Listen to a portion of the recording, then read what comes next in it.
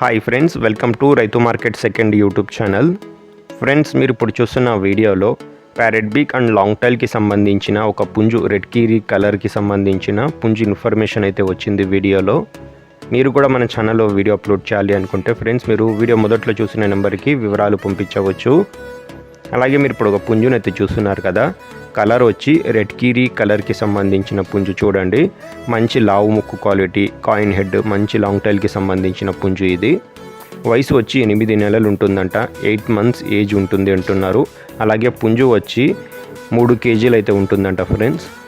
అలాగే పుంజు 27 అంగుళాలు అయితే ఉంటుంది అంటున్నారు అన్నగారు.